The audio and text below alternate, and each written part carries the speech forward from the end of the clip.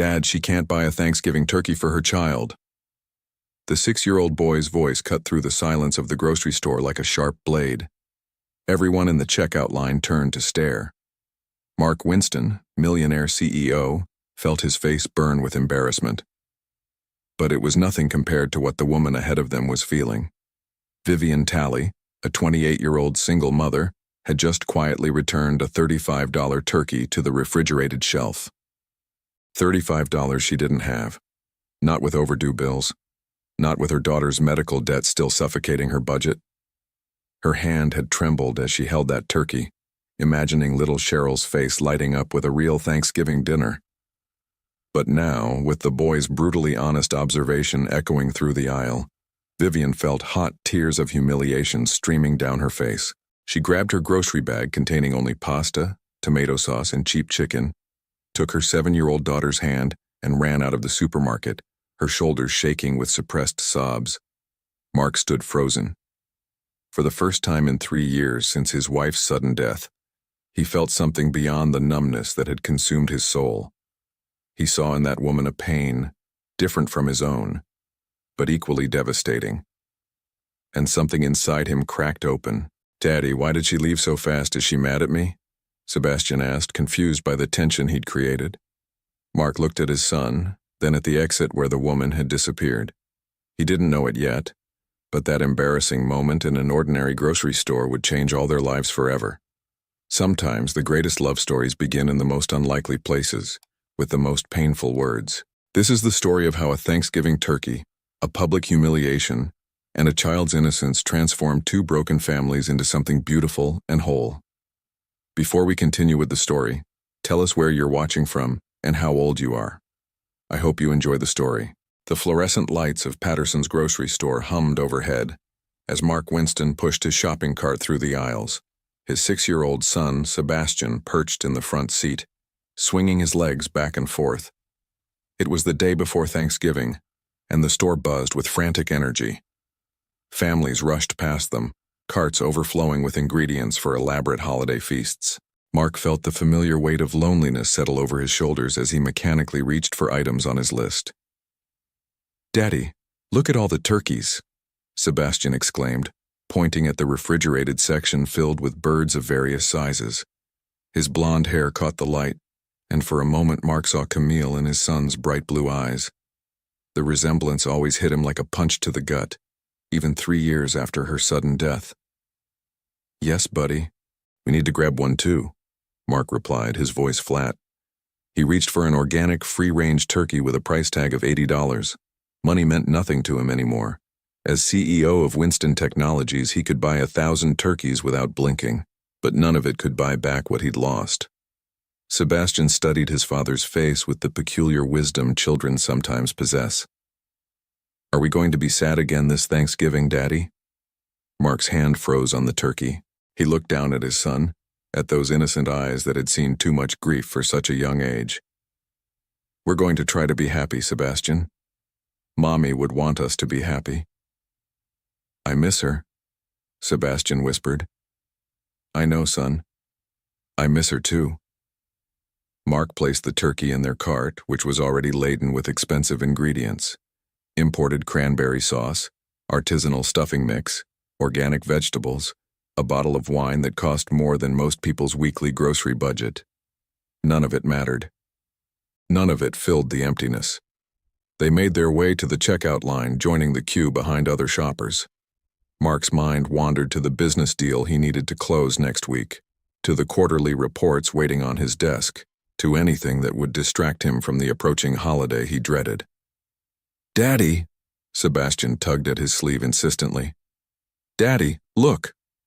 Mark followed his son's gaze to the woman standing behind them in line. She was young, probably in her late 20s, with long blonde hair pulled back in a simple ponytail. She wore scrubs under a worn winter coat, and her face bore the exhausted expression of someone who worked too many hours. Beside her stood a little girl, maybe 7 years old, clutching a piece of paper covered in crayon drawings. The woman's cart held only the basics: a box of pasta, a jar of generic tomato sauce, a loaf of white bread, some chicken breast, and a gallon of milk. Mark noticed her glance repeatedly at the refrigerated section near the checkout, where smaller turkeys were displayed with bright orange sale tags. The little girl, who had the same blonde hair as her mother, looked up with big brown eyes.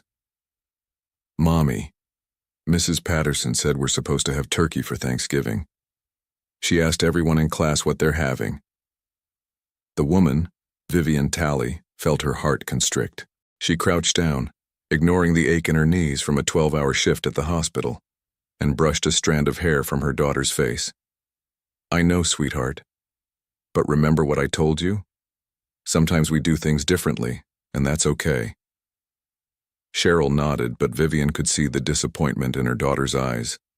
The little girl had worked so hard on that drawing at school, a picture of their family around a Thanksgiving table, complete with a big golden turkey in the center. Vivian had found it in Cheryl's backpack last night and had spent an hour crying in the bathroom after her daughter fell asleep. As they inched forward in line, Vivian's eyes drifted to the small turkey display. The cheapest one was $35. $35 that she didn't have. Not with the electricity bill overdue. Not with Cheryl needing new shoes because she'd outgrown her old ones. Not with the medical bills from last year's pneumonia still arriving in the mail like cruel reminders of how close she'd come to losing her daughter. She reached out, her fingers touching the cold plastic wrapping of a 10-pound turkey. For just a moment, she imagined it. Imagined Cheryl's face lighting up. Imagined a real Thanksgiving dinner, even if it meant they'd eat rice and beans for the next 2 weeks. Her hand trembled as she picked it up, turned it over to see the price tag, $34.99. Cheryl tugged on her coat. "Are we getting a turkey, Mommy?" Vivian looked at her daughter's hopeful face, at the drawing clutched in her small hands, at the crayon turkey that looked nothing like a real turkey but everything like a child's dream. She felt the weight of the bird in her hands, the weight of every decision she'd made since Cheryl's father walked out 2 years ago, the weight of being 28 years old and feeling 50. "You know what, baby?" Vivian said, her voice bright, despite the crack she felt forming in her chest. "I was thinking we could do something special this year. Something just for us. How about we make our special pasta bake, the one with the cheese you love? And we can use the chicken to make it extra special. We can cook together, wear our aprons, make it a real party. Just you and me." She carefully placed the turkey back in the refrigerated case, trying not to see it as a symbol of everything she couldn't provide for her daughter. Cheryl looked at the turkey, then at her mother, then at her drawing. At 7 years old, she was already learning to read between the lines, to understand the things her mother didn't say. "I love when we cook together, Mommy," she said, her voice steady, even though her eyes showed she understood. "Your pasta is better than turkey anyway." Vivian pulled her daughter close, fighting back tears. "I love you so much, Cheryl. You're such a good girl." Behind them, Sebastian Winston had watched the entire exchange with the brutal honesty of a 6-year-old's perception. He didn't understand bills or money problems or medical debt, but he understood sadness. He'd been drowning in it since his mother died, and he recognized it in the slump of this woman's shoulders, in the way she'd put that turkey back like it hurt her physically to do it. "Daddy," Sebastian said, his voice carrying in the quiet moment between transactions. "That lady can't buy a turkey for her little girl. It's Thanksgiving. Everybody is supposed to have turkey on Thanksgiving." The words cut through the air like a knife. Every person in their vicinity turned to look. Vivian's face flushed crimson. She felt the stares, felt the weight of public humiliation settle over her like a shroud. Mark Winston felt his own face burn with embarrassment, not for himself, but for this woman, for his son's innocent but devastating observation. "Sebastian," Mark started, his voice low, but the damage was done. Vivian's hands shook as she placed her items on the conveyor belt. She couldn't look up, couldn't meet anyone's eyes. The cashier, an older woman named Dorothy, who'd worked at Patterson's for 20 years, rang up her items with unusual speed, her face sympathetic. "That'll be $18.75, dear," Dorothy said gently. Vivian fumbled with her wallet, pulling out a $20 bill, one of the last bills from her most recent paycheck. Everything else had already been allocated, already spent before she'd even earned it. Her hands trembled as she handed over the money. "Mommy, it's okay," Cheryl whispered, taking her mother's hand. "I don't need turkey. I just need you." That broke something inside Vivian. A tear slipped down her cheek, then another. She grabbed her grocery bag, took Cheryl's hand, and walked as fast as she could toward the exit. Her vision blurred with tears of shame and frustration and the overwhelming exhaustion of trying so hard and never being enough. Mark stood frozen, his expensive turkey suddenly seeming obscene in his cart. He looked down at Sebastian, who appeared confused by the sudden tension he'd created. "Daddy, why did she leave so fast? Is she mad at me?" "No, son, she's not mad at you." Mark's throat felt tight. He couldn't remember the last time he'd felt something this strongly, this immediately. For 3 years, he'd been numb, going through the motions of life. But watching that woman walk away, shoulders shaking with suppressed sobs, her daughter trying to comfort her, something inside him cracked open. The cashier began ringing up his items, but Mark barely noticed. His mind was spinning. Who was she? Why was she alone? Where was the child's father? And why did it matter so much to him? "Your total is $243.67, Dorothy said, her voice pulling him back to the present. Mark handed over his credit card absently. As Dorothy bagged his groceries, she said quietly, "That's Vivian Talley. Works as a nursing assistant over at Mercy Hospital. Does double shifts most days. Been shopping here for about 2 years now, always with her little girl. Never complains, always polite, even when life's clearly beating her down." Dorothy looked up at Mark with knowing eyes. "Some people are barely holding on, and they do it with more grace than those who have everything." Mark took his bags in silence, Dorothy's words echoing in his mind. As they walked to his car, a modest sedan he kept for everyday use rather than the Mercedes in his garage, Sebastian was unusually quiet. "Daddy," he said as Mark buckled him into his car seat. "Mommy used to say we should help people. Can we help that lady and her daughter?" Mark looked at his son, really looked at him, and saw not just Camille's features, but her heart. Camille had been the generous one, the one who saw people, who cared. He'd buried that part of himself when he buried her. But maybe, just maybe, it wasn't too late to remember. "Maybe we can, Sebastian. Maybe we can." That night, Mark Winston couldn't sleep. He kept seeing that woman's face, the way her hand had trembled as she put back that turkey, the way her daughter had tried to be brave. He got out of bed and went to his home office, the one with floor-to-ceiling windows overlooking Baltimore's harbor. The city lights twinkled below, and somewhere out there, that woman and her daughter were preparing for a Thanksgiving without turkey. He opened his laptop and did something he'd never done before.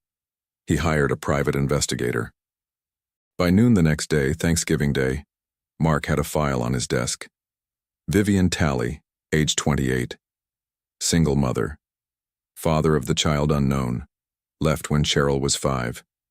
Currently employed at Mercy Hospital as a nursing assistant, working 60 hours a week across 2 shifts. Monthly income barely above minimum wage. Medical debt totaling $43,000 from when her daughter had pneumonia and was hospitalized for 2 weeks last year. Insurance had covered some, but not enough. Currently 2 months behind on rent, received eviction warning. No family in the area, no support system. Mark stared at the file, feeling something he hadn't felt in 3 years. Purpose. But he also felt something else. Shame. This woman was working herself to exhaustion trying to survive, trying to give her daughter a decent life, and he was sitting in his penthouse with more money than he could spend in 10 lifetimes. But what could he do? He couldn't just show up at her door with a check. She'd clearly been humiliated by what happened at the store. His 6-year-old son had inadvertently exposed her deepest wound in front of strangers. She'd probably slammed the door in his face. Sebastian appeared in the doorway, holding his favorite stuffed bear, the one Camille had given him for his 3rd birthday. "Daddy, when are we going to eat our turkey?" Mark looked at the enormous spread their housekeeper had prepared, sitting untouched in the dining room. Every year, Mrs.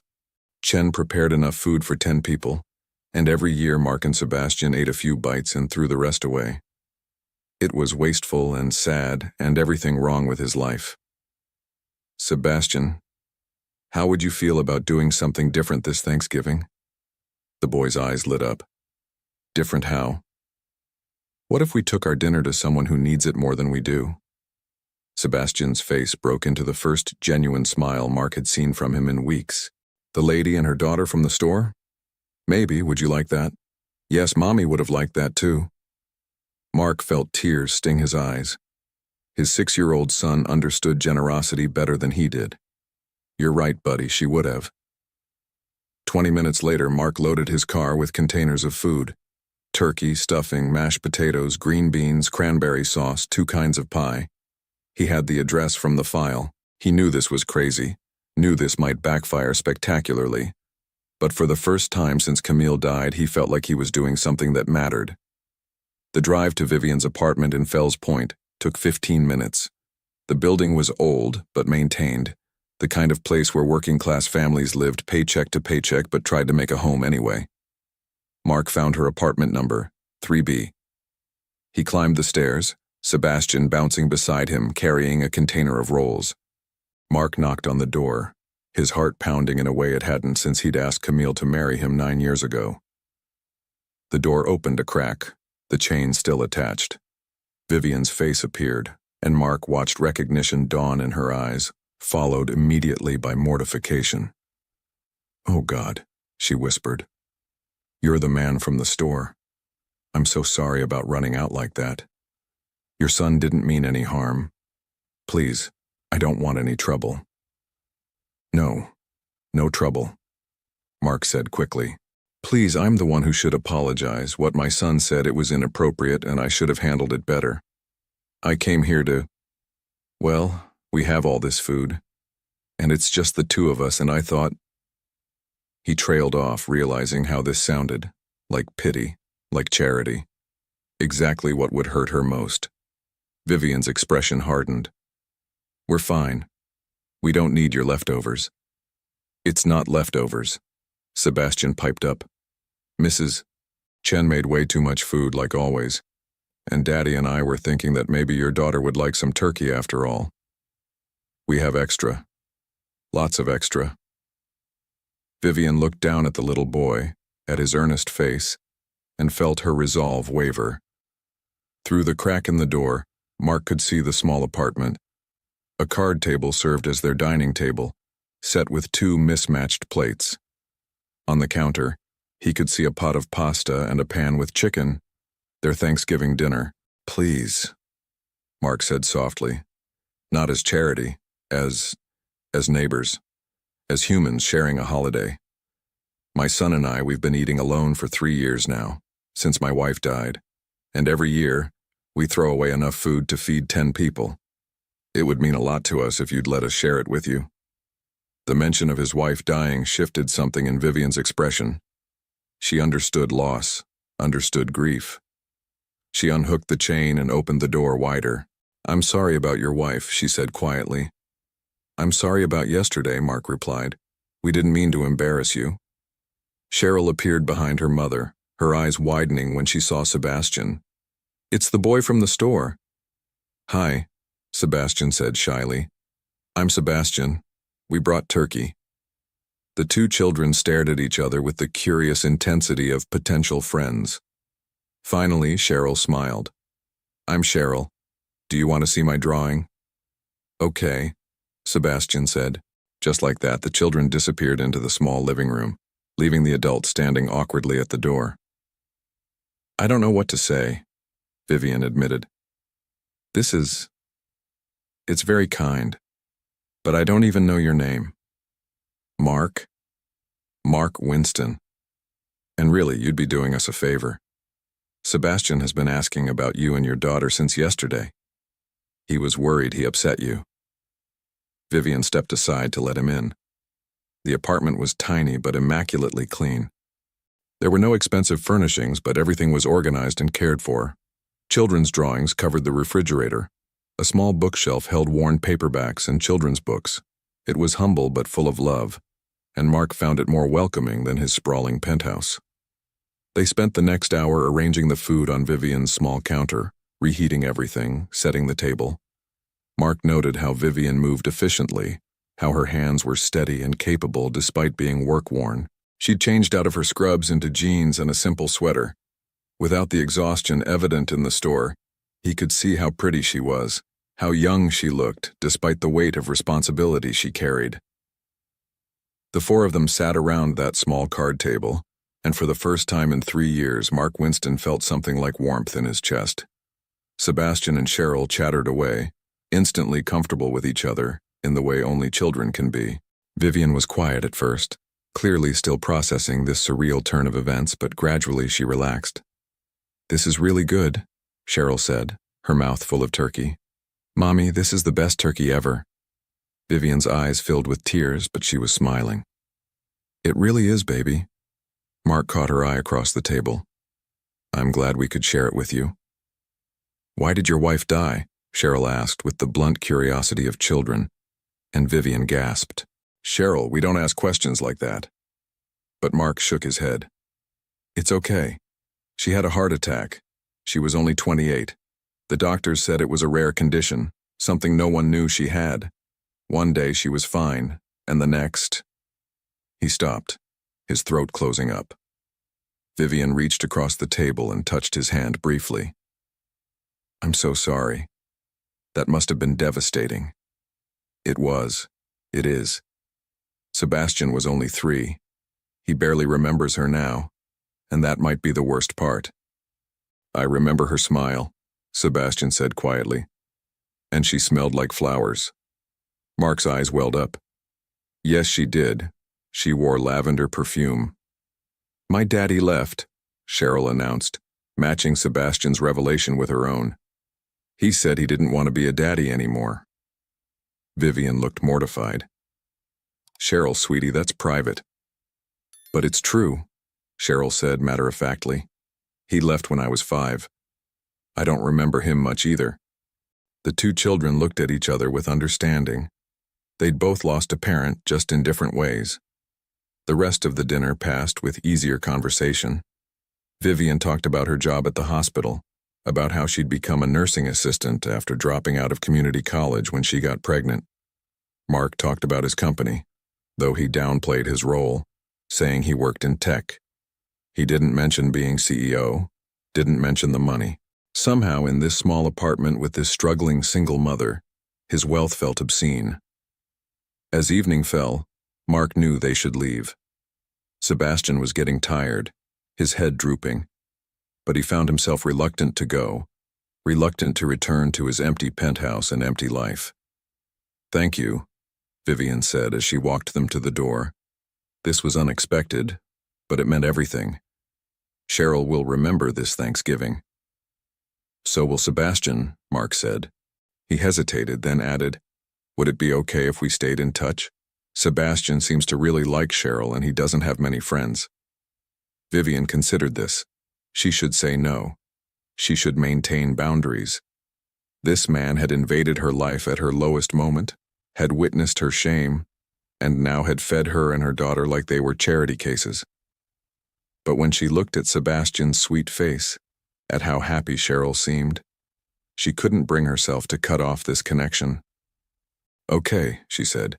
"We could exchange phone numbers. Maybe the kids could play sometime." They exchanged numbers and Mark left feeling lighter than he had in years. In the car, Sebastian said, "Daddy, I like Cheryl, and her mommy is nice. Can we see them again?" "I hope so, buddy. I really hope so." Over the next 2 weeks, Mark found himself thinking about Vivian constantly. He texted her a few times, casual messages asking how she was doing, how Cheryl was. Vivian responded politely but briefly. She was cautious and he couldn't blame her. Then, on a cold December morning, Mark did something impulsive. He showed up at Mercy Hospital with a complaint of back pain. It wasn't entirely fabricated. Years of sitting at a desk had given him occasional aches.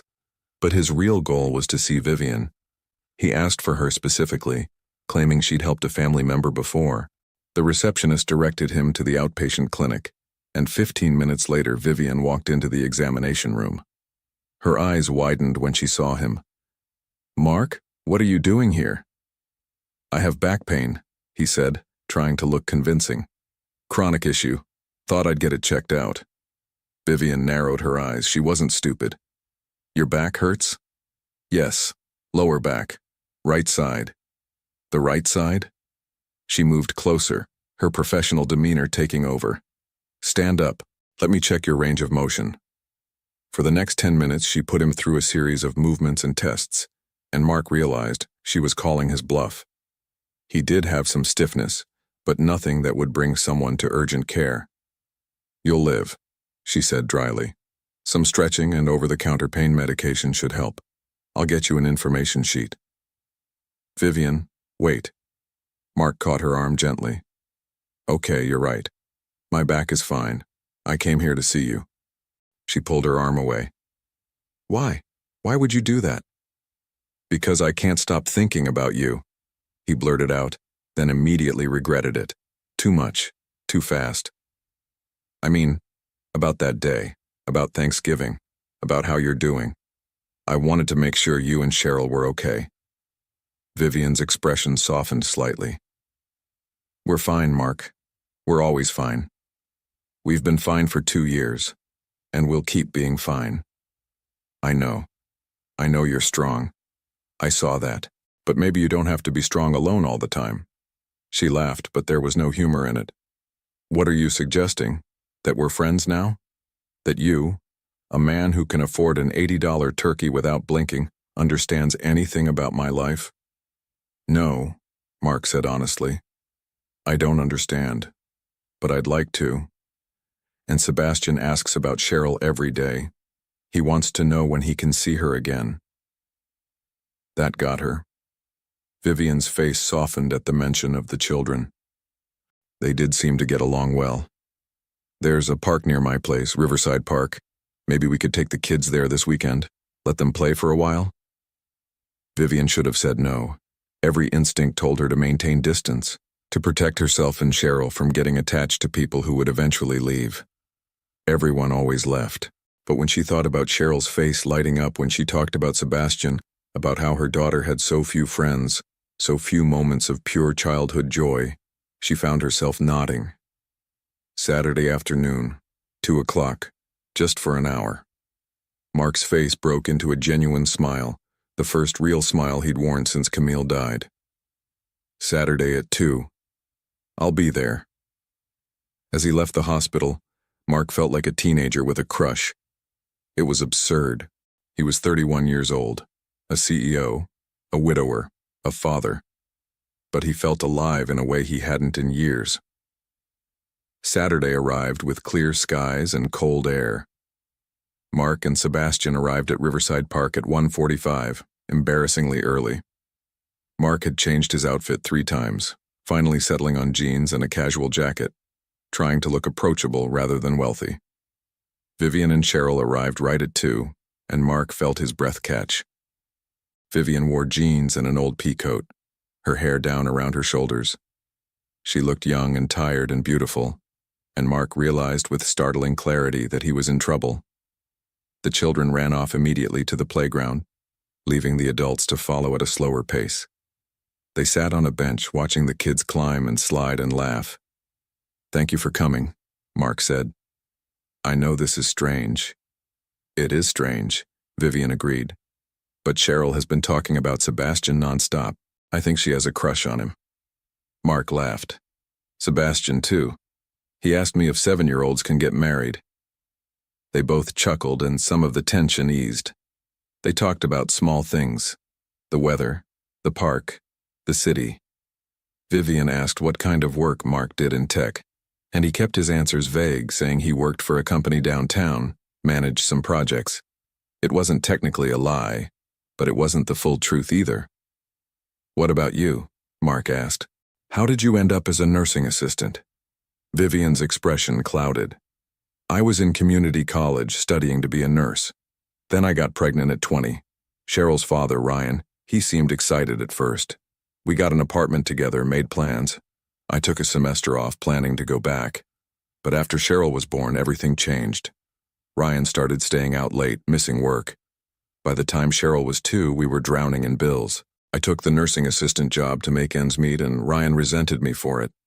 Said I was never home, never paid attention to him anymore.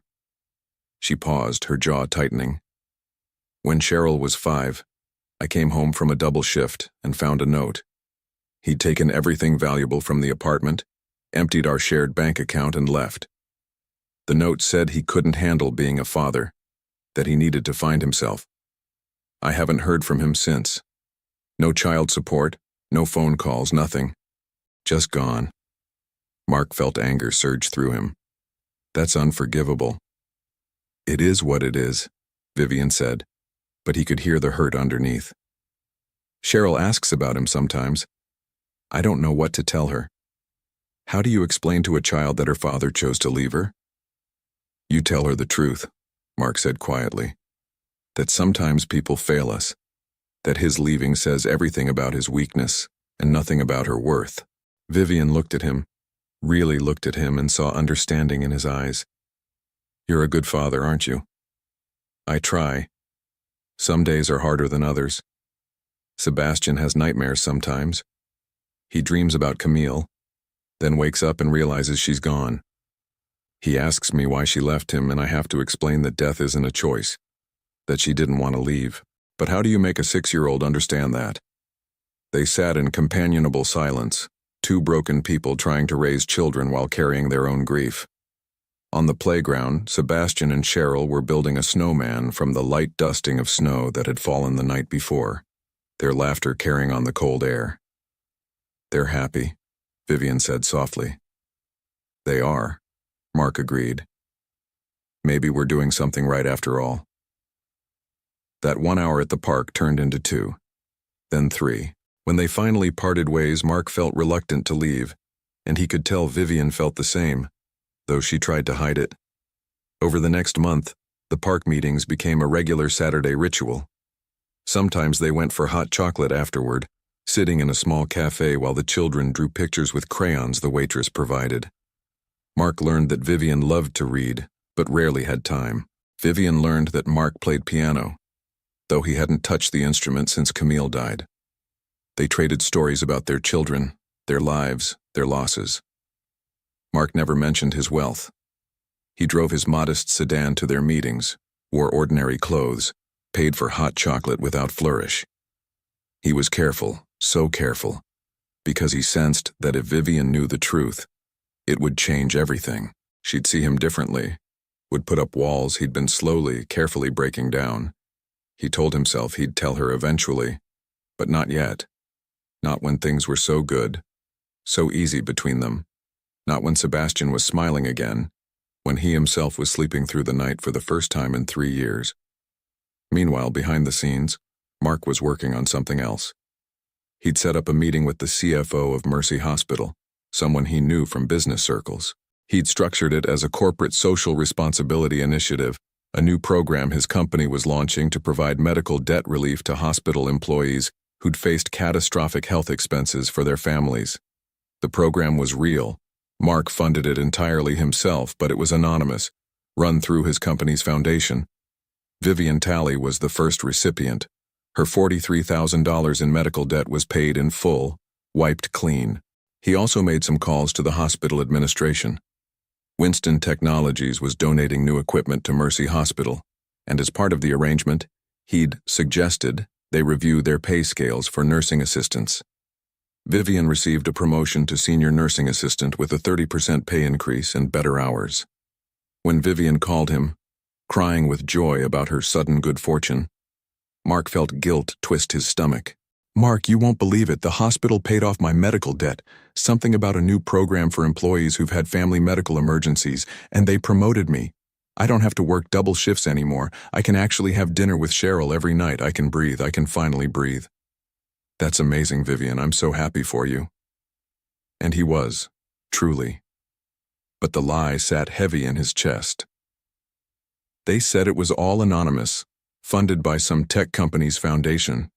I wish I knew who to thank. This changes everything, Mark. Everything. You deserve it, Mark said, and he meant that too. You've worked so hard. You deserve every good thing. 3 months passed. Winter turned to early spring. The Saturday park meetings continued, but they'd evolved into more. Sometimes Mark and Sebastian would pick up Vivian and Cheryl, and they'd go to the Baltimore Aquarium or the Science Center. Always places where Mark could pay without it seeming excessive. Always careful to maintain the fiction of being an ordinary guy, with an ordinary job. Vivian was different now. The constant tension she'd carried had eased. She smiled more freely, laughed more easily. She'd even gone shopping for new clothes with her first big paycheck. And Mark thought she'd never looked more beautiful than she did in a simple blue dress she wore to one of their outings. They were becoming a unit, the four of them. Sebastian called Vivian by her first name now, comfortable with her. Cheryl had started asking if Mark could read her bedtime stories sometimes when he dropped them off after their outings, and Mark found himself falling in love. It crept up on him gradually, then all at once. The way Vivian threw her head back when she laughed. The way she tucked her hair behind her ear when she was nervous. The way she looked at Cheryl with such fierce, protective love. The way she listened when he talked about Camille. Never jealous, always understanding. The way she'd started touching his arm when they talked. Small gestures of comfort and connection. One Saturday in April, they took the kids to Patterson Park. The cherry blossoms were blooming, and the park was full of families enjoying the spring weather. They'd packed a picnic lunch, and after the children ran off to play, Mark and Vivian sat on a blanket under the pink blooming trees. "This is nice," Vivian said, leaning back on her hands, her face turned up to the sun. "I can't remember the last time I felt this relaxed." "You look happy," Mark observed. "I am happy. The last few months, they've been like a dream. The job, the debt being cleared, having actual time with Cheryl, and—" She paused, looking at him. "And having you and Sebastian in our lives. I didn't expect that. Didn't expect to care about you." Mark's heart raced. "I care about you too, Vivian. More than I probably should." She turned to face him fully. "What does that mean?" "It means that I think about you all the time. It means that Saturday is my favorite day of the week because I get to see you. It means that Sebastian isn't the only one who's happy when we're together." Vivian's breath caught. "Mark, I'm scared. I have Cheryl to think about. If this is just friendship, that's fine. But if it's something else, if we're heading somewhere else, I need to know. Because I can't let Cheryl get attached to you if you're going to walk away." "I'm not walking away," Mark said firmly. "I haven't felt this alive since Camille died. You brought light back into my life, into Sebastian's life. I don't know exactly what this is yet, but I know I don't want it to end." Vivian smiled, and it transformed her face. "I don't want it to end either." Mark reached out and took her hand. It fit perfectly in his, small and work-worn but strong. They sat like that, hands intertwined, watching their children play, and Mark knew he should tell her the truth, should tell her who he really was. But the moment was so perfect, and he was so afraid of ruining it. 2 weeks later, everything fell apart. The hospital was hosting a charity gala, a fundraiser for new pediatric equipment. All employees were invited, though attendance was optional. Vivian had never attended before. She couldn't afford the ticket price or the fancy dress such events required. But this year, as a senior nursing assistant and with her newfound financial stability, she decided to go. She bought a simple but elegant black dress from a department store sale rack and borrowed heels from her neighbor. She was excited, nervous. She'd asked Mark if he wanted to come as her date, but he'd declined, saying he had a business commitment that evening. She'd been disappointed but understanding.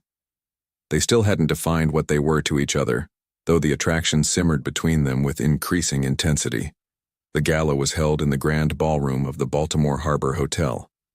Vivian arrived feeling out of place among doctors and administrators in their designer clothes, but the other nursing assistants were there too, and they clustered together drinking champagne and marveling at the ice sculptures and elaborate catering. The evening progressed with speeches and presentations. Then the hospital director took the stage to announce a special recognition. "Tonight, we have the honor of acknowledging one of Baltimore's most generous philanthropists. His company, Winston Technologies, has donated over $2 million to Mercy Hospital this year alone, funding our new pediatric wing, providing medical debt relief to our staff, and purchasing state-of-the-art equipment.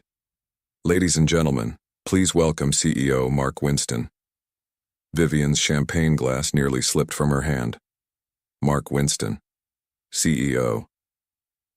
She watched, frozen, as a man in an impeccable tuxedo walked onto the stage. But it wasn't just any man.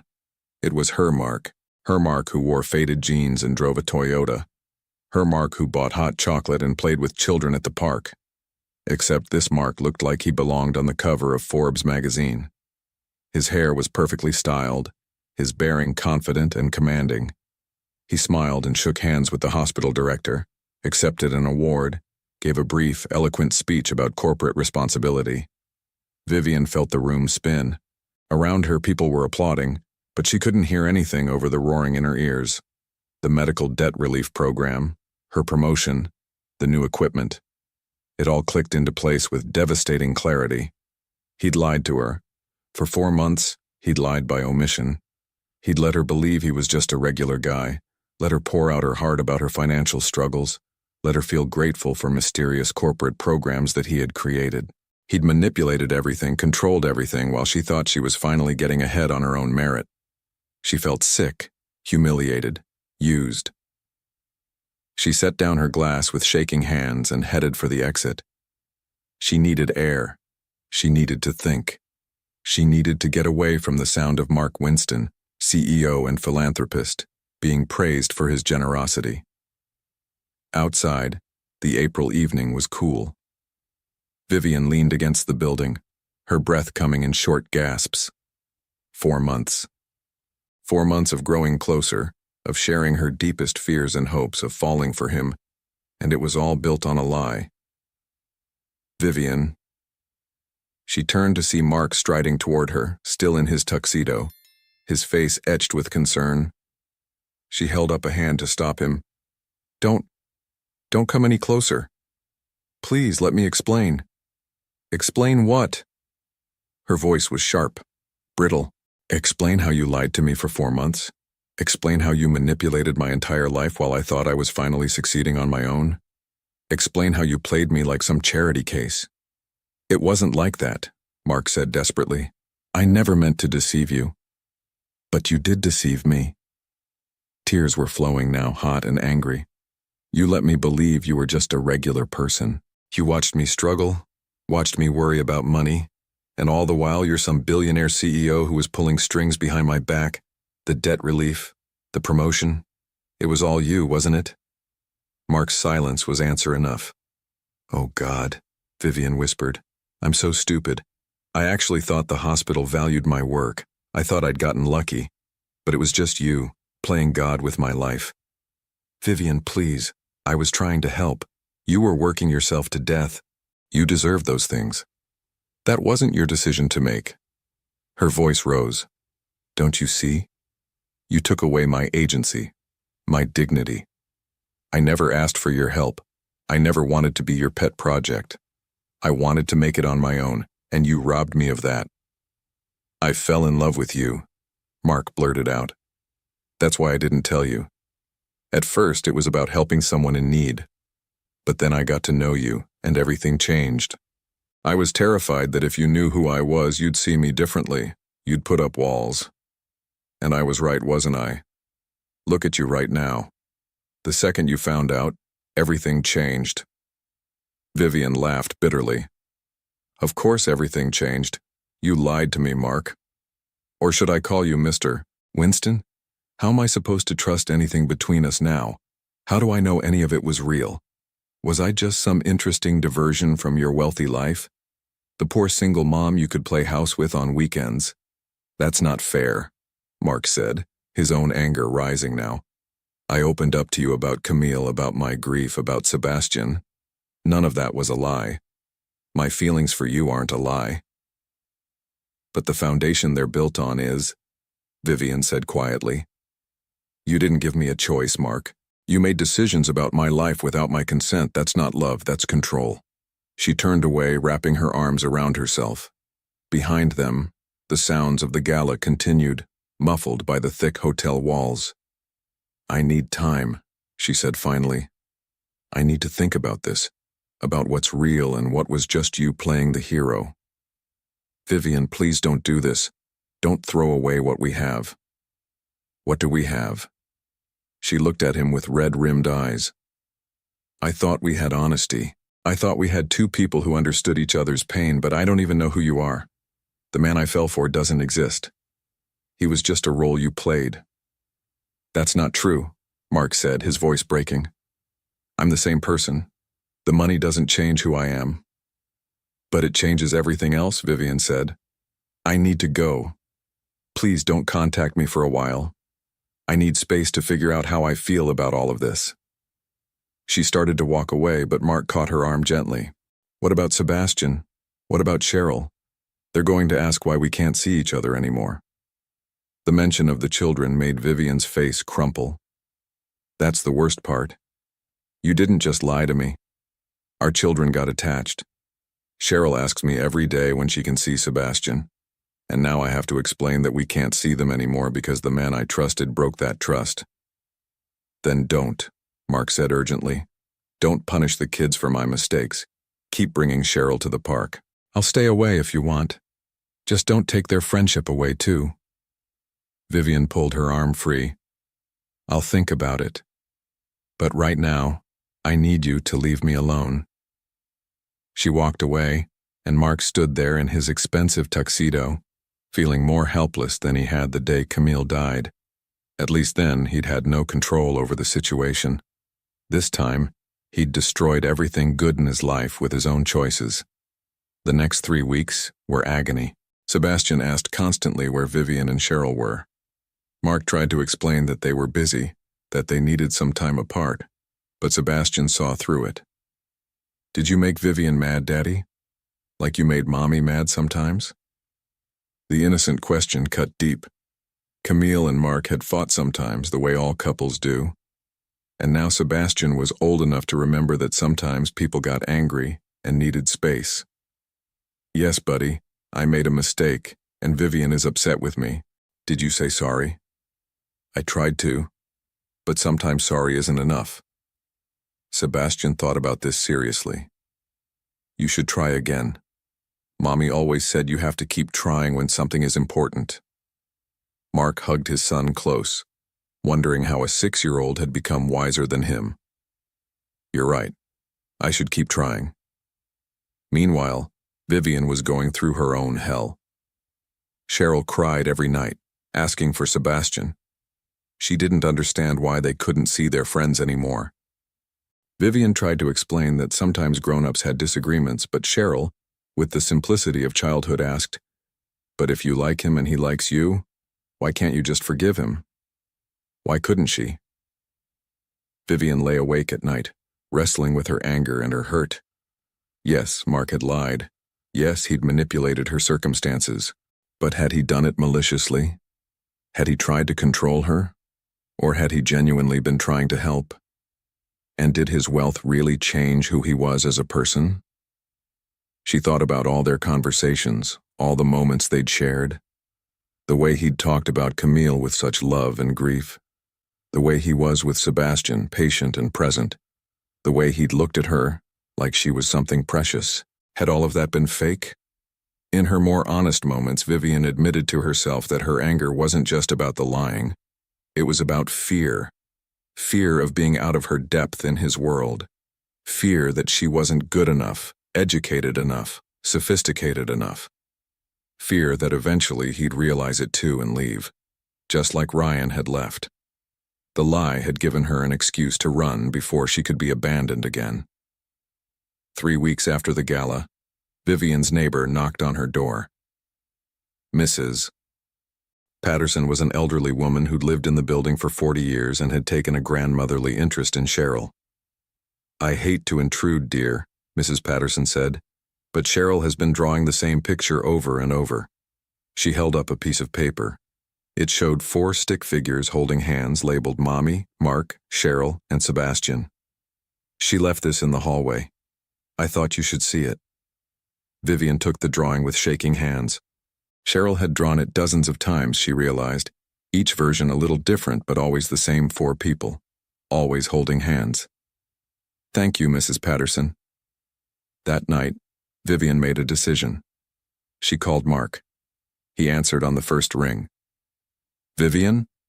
We need to talk," she said. "Really talk. Not yell, not run away. Actually talk. Can you come over tomorrow night, after Cheryl goes to bed?" "Yes," Mark said immediately. "Yes, I'll be there. Thank you for giving me a chance." The next evening, Mark arrived at 7:30 after Cheryl's bedtime. Vivian had spent the day preparing what she wanted to say. She'd made tea, though neither of them touched it. They sat on her small couch, a careful distance between them. "I've been doing a lot of thinking," Vivian began, "about what happened, about why I reacted the way I did. And I realized that while I'm angry about the lying, what I'm really afraid of is the inequality. You have so much money, so much power, and I have nothing. How do we build anything real when the balance is so skewed?"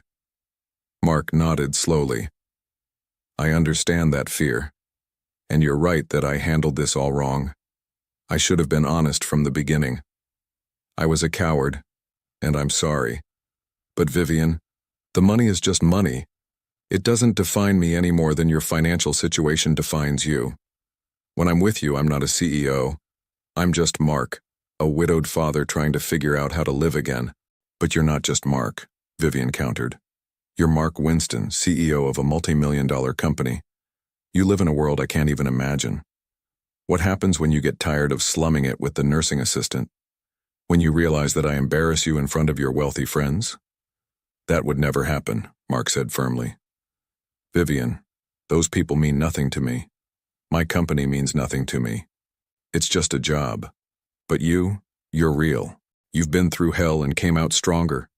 You raised an amazing daughter by yourself. You work harder than anyone I know. I don't want you despite who you are. I want you because of who you are." Vivian felt tears threatening. "I want to believe that, but you have to understand I've been abandoned before. Ryan left because being with me, being a father, was too hard. What's to stop you from doing the same when the novelty wears off?" Mark shifted closer, taking her hand. "I can't prove I won't hurt you.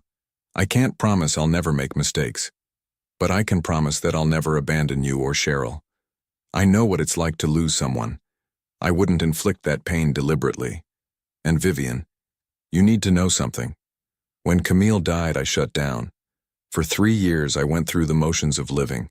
I was there for Sebastian physically, but emotionally I was gone. Meeting you, getting to know you, it woke me up. You gave me my life back. That's not nothing, that's everything." Vivian looked at their joined hands. "I fell in love with you," she whispered. "That's why it hurt so much. I'd promised myself I wouldn't do this again, wouldn't risk my heart, wouldn't put Cheryl in a position to be hurt. But I fell anyway. And when I found out about the lies, it felt like confirmation of my worst fears, that I was just a fool again." "You're not a fool," Mark said intensely. "You're brave and strong and incredible, and I fell in love with you too. So hard that it scares me. I haven't felt this way since Camille. I didn't think I could feel this way again. But here you are, and I love you. I love your strength, your determination, your fierce love for Cheryl. I love how you make me laugh, how you see through my bullshit, how you make me want to be better. I love you, Vivian Talley." The words hung in the air between them, heavy with meaning and possibility. Vivian felt something loosen in her chest, the tight knot of fear and anger beginning to unravel. "I love you too," she said finally. "But Mark, if we do this, if we try to make this work, you have to promise me something. No more secrets. No more controlling things behind my back. We make decisions together as equals. I don't care about your money, I care about honesty." "I promise," Mark said. "Complete honesty. No more secrets." He paused, then added with a slight smile, "Though I should probably tell you that I've been going crazy without you. And Sebastian has been asking about Cheryl every single day." He drew her a picture. I have it in my car.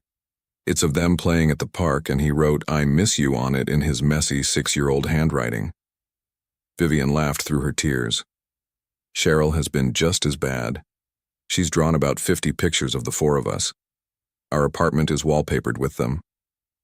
The four of us, Mark repeated softly. I like the sound of that. So do I, Vivian admitted. It terrifies me, but I like it. Mark squeezed her hand. We'll take it slow. We'll figure it out together. No pressure, no expectations. Just us being honest and trying our best.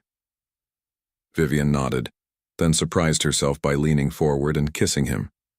It was soft and tentative, their first kiss after months of growing closeness.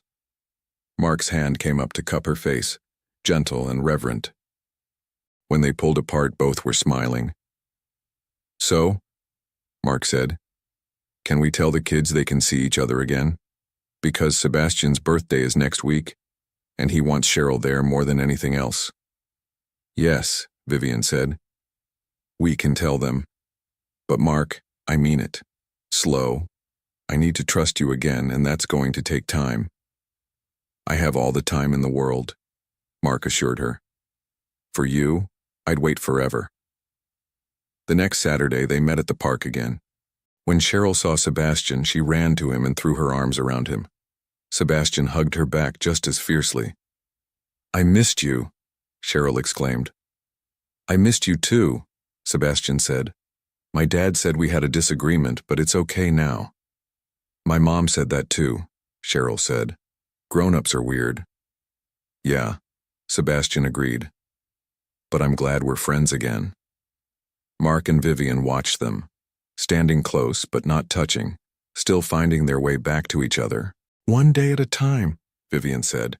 One day at a time, Mark agreed. Over the next few months, they rebuilt their relationship on a foundation of honesty. Mark took Vivian to his penthouse apartment, let her see his real life. She was overwhelmed at first by the luxury, but Mark showed her that it was just a place, just things. What mattered was the people in it. Vivian invited Mark to her workplace, introduced him to her colleagues, let him see her world too. He met her as an equal, not as the hospital's benefactor. And slowly, Vivian began to believe that he truly didn't care about the differences in their backgrounds.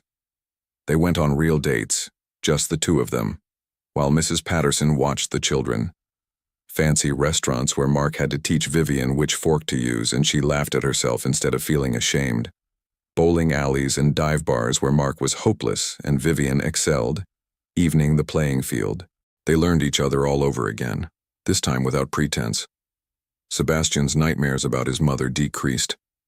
He still missed Camille, still talked about her, but the crushing grief had eased. Having Vivian in his life didn't replace his mother, but it showed him that love could exist in multiple forms. That family could be built as well as born. Cheryl blossomed under Mark's attention. He helped her with homework, attended her school events, treated her exactly as he treated Sebastian. For the first time in her memory, she had a father figure who stayed, who showed up, who kept his promises. 6 months after their reconciliation, Mark and Vivian were having dinner at his penthouse while the children watched a movie in the living room. They'd just finished eating when Mark said, I want to ask you something. Vivian's heart jumped. Okay. Move in with me. You and Cheryl. Move in with us. Vivian's eyes widened. Mark, that's a huge step. I know. But Vivian, we're here every weekend anyway. Sebastian and Cheryl ask constantly why they can't live together. And I don't want to waste any more time. Life is short. Camille's death taught me that. When you find something real, something worth fighting for, you hold on to it. But what about Cheryl's school, her friends, my commute to work? There's a great school 3 blocks from here. I've already checked, and the hospital is actually closer from this apartment than from yours. As for her friends, she can still see them. We'll make it work. But Vivian, I need you to know, this isn't about me taking care of you. This is about us building a life together. Equal partners. I love you, and I love Cheryl. Let us be a family. Vivian felt tears welling up. I love you too. And yes, okay, we'll move in. But Mark, I'm paying rent. I don't care if you own the place. I need to contribute. Mark smiled. How about instead of rent you cover groceries? I'm a terrible grocery shopper. I buy expensive organic everything and half of it goes bad. Vivian laughed. Deal. I'm excellent at meal planning and bargain shopping. Perfect. See? Equal partners. You bring skills I don't have. They told the children that night. Sebastian and Cheryl screamed with joy, jumping up and down, hugging each other and their parents. We're going to be a real family, Cheryl shouted.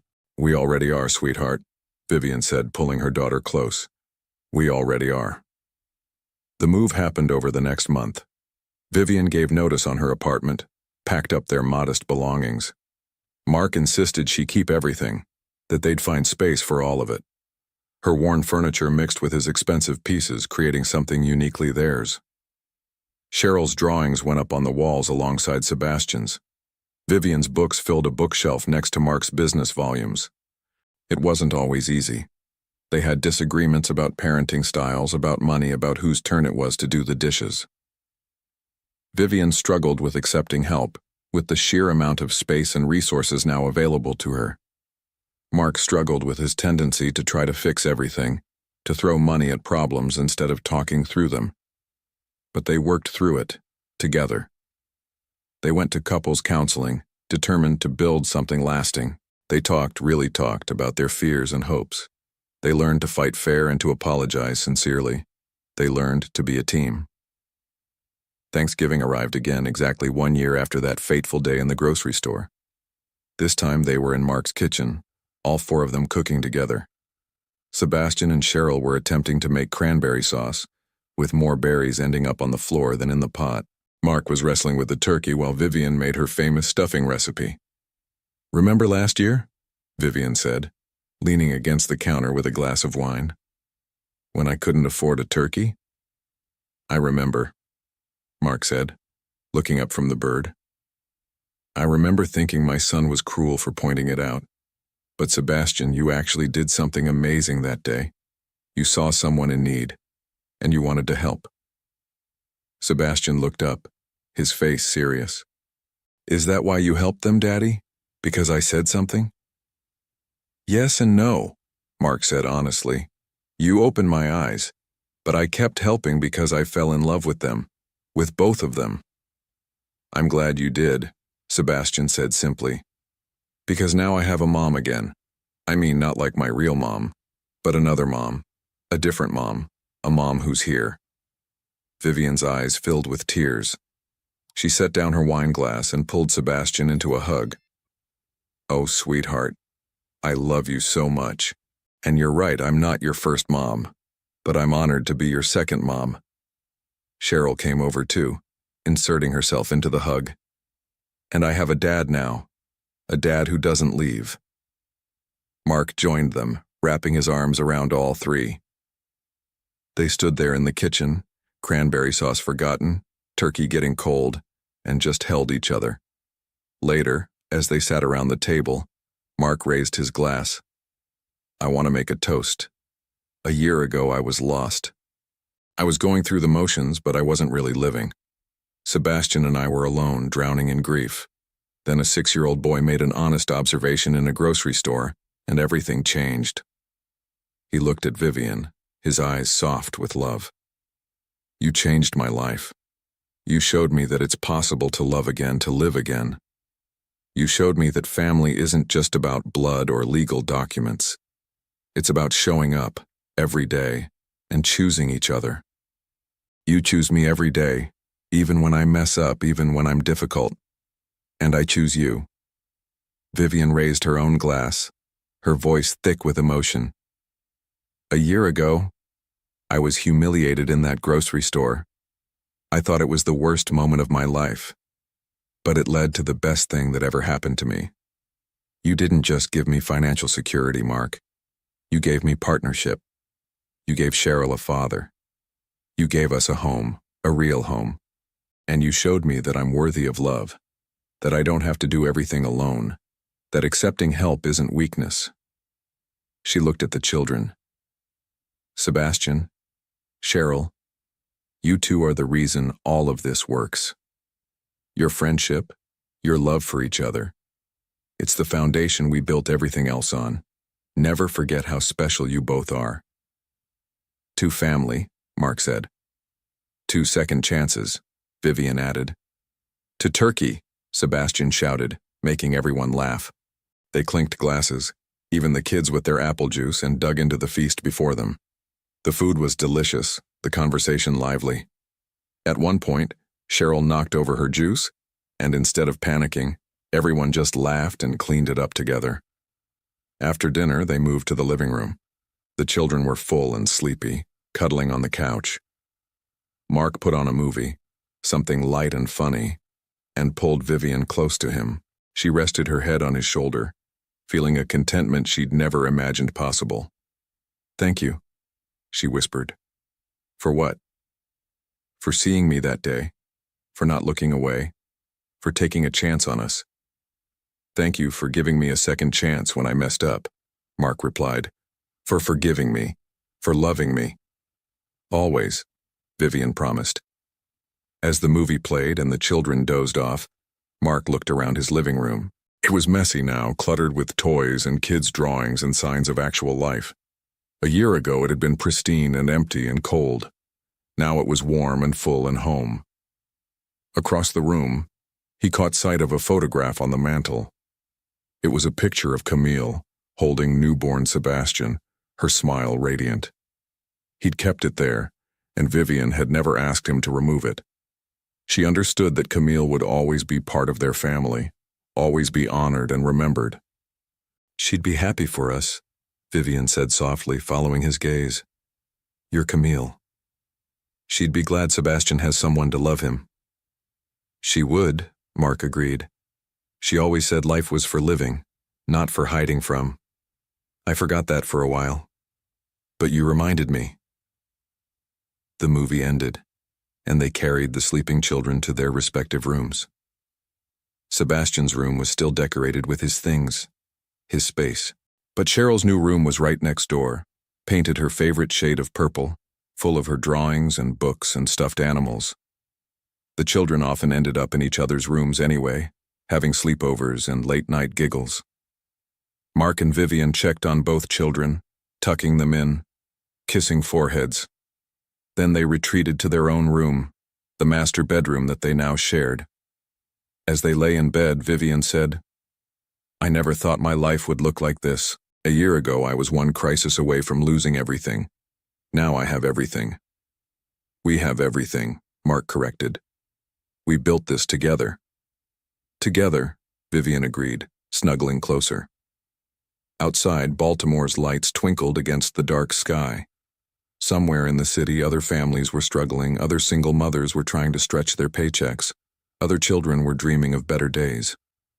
Mark and Vivian couldn't help everyone, but they'd found each other, had built something beautiful from a moment of public humiliation and private pain. In the morning, they'd wake up and do it all again.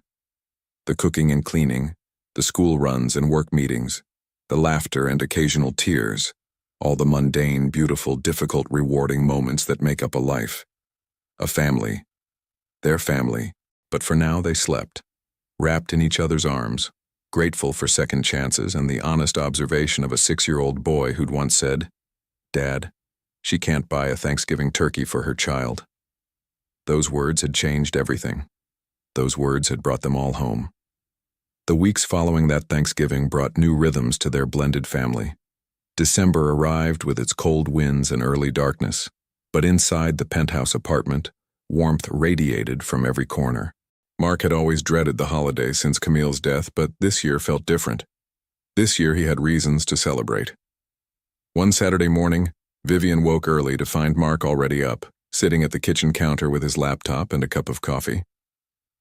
She patted over in her pajamas, still marveling at the luxury of sleeping in on weekends now that she no longer worked double shifts. "You're up early," she said, wrapping her arms around him from behind and kissing the top of his head. Mark leaned back into her embrace. "Couldn't sleep. I've been thinking about something." "Should I be worried?" Vivian asked, moving around to face him. She poured herself a cup of coffee and hopped onto the counter stool beside him.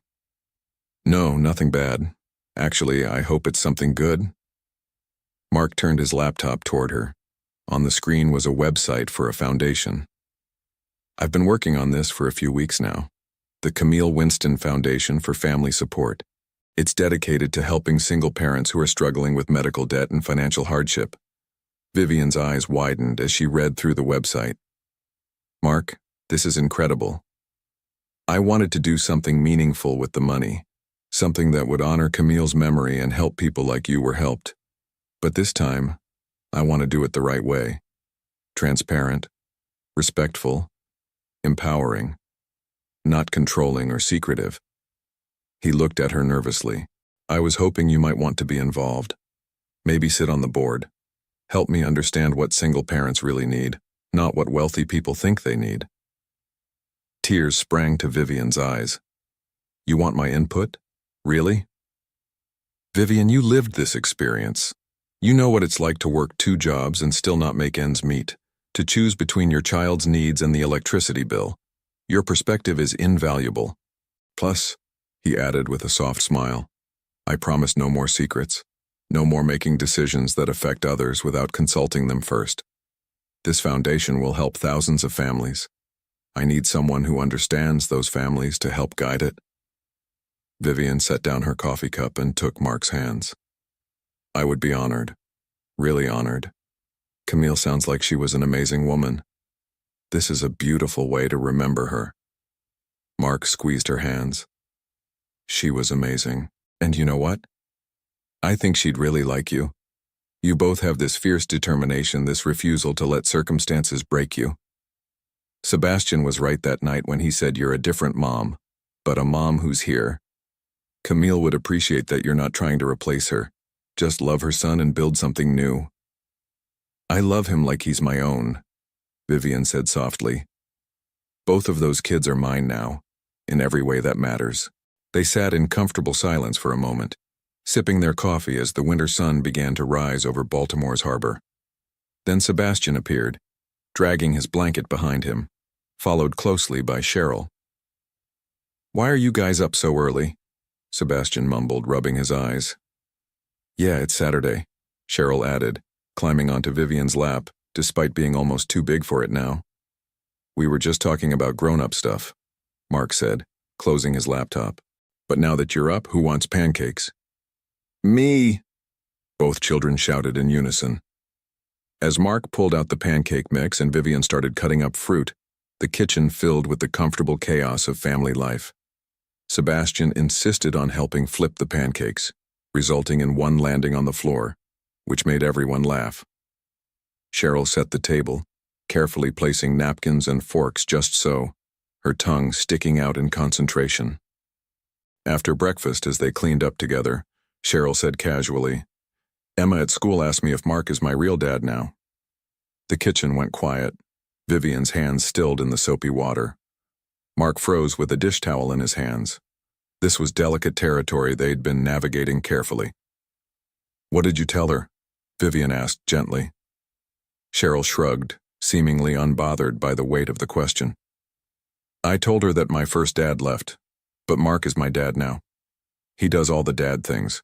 He reads me stories and helps with homework and comes to my school stuff, so yeah, he's my real dad. Mark had to turn away, overwhelmed by emotion. Vivian touched his shoulder, and he covered her hand with his, taking a moment to compose himself. Cheryl, Mark said, crouching down to her level. I want you to know something. Your biological father leaving had nothing to do with you. You are smart and funny and kind and creative. Any man would be lucky to be your father. He was the one who missed out, not you. But if you want me to be your dad, I would be so proud to have that title. You've already stolen my heart completely. Cheryl threw her arms around his neck. You're my dad. My real dad. The one who stays. Sebastian came over and hugged them both. And Vivian is my real mom. We're all real. We're all family. Vivian joined the group hug, and the 4 of them stood there in the kitchen holding each other, understanding that family was something you created, not just something you were born into. That afternoon, they went ice skating at the outdoor rink downtown. It was the first time any of them had been, and they were all terrible at it. Mark fell so many times that other skaters started offering him a chair. Vivian clung to the wall, laughing so hard she could barely stand. Sebastian and Cheryl held hands and tried to skate together, falling in a tangled heap more often than not. But they were happy. Gloriously, messily, perfectly happy. As they sipped hot chocolate afterward, warming their frozen fingers, a photographer approached. "Excuse me, would you mind if I took your picture? I'm doing a series on Baltimore families for a local magazine, capturing moments of joy around the holidays. You four look so happy together." Mark's first instinct was to say no. He'd spent years avoiding publicity, keeping his private life separate from his public persona. But then he looked at Vivian, at Sebastian and Cheryl, at the family they'd built, and realized he wasn't ashamed or afraid anymore. "What do you think?" he asked Vivian. She smiled. "I think we have nothing to hide. We're a family.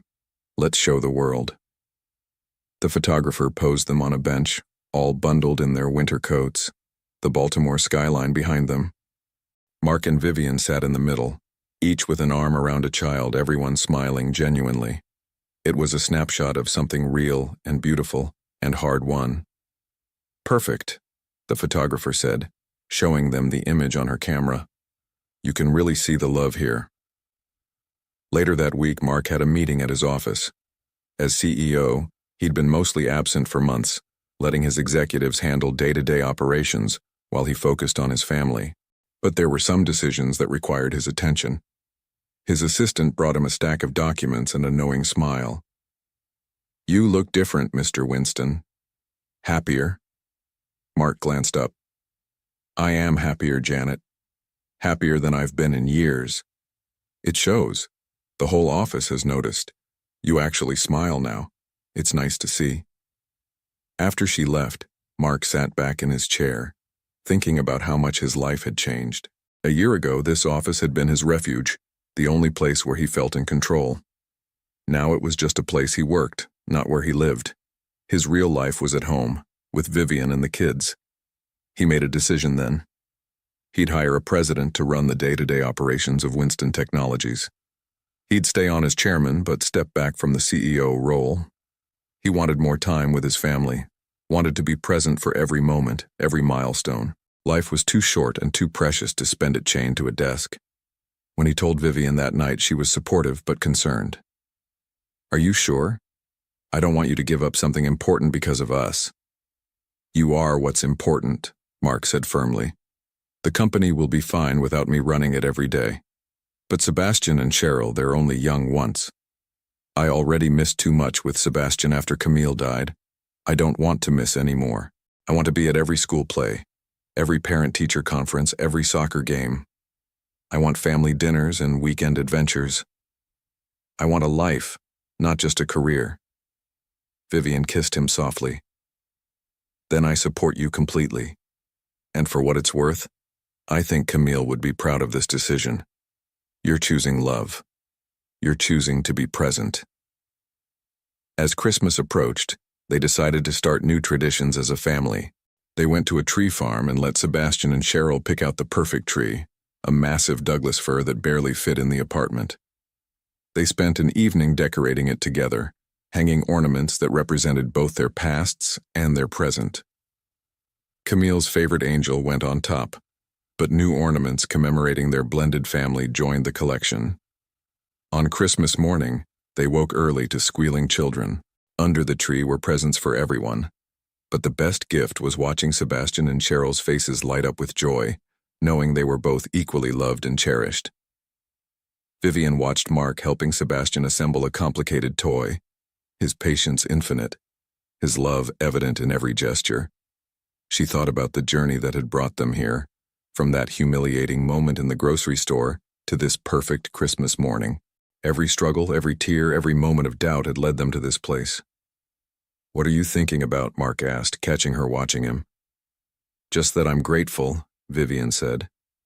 "For all of it, even the hard parts, because they brought us here." "Me too," Mark said. "Best Thanksgiving disaster that ever happened to me." They laughed together, and the children joined in without knowing why, and the apartment filled with the sound of family, of love, of home. Outside, snow began to fall on Baltimore. blanketing the city in white.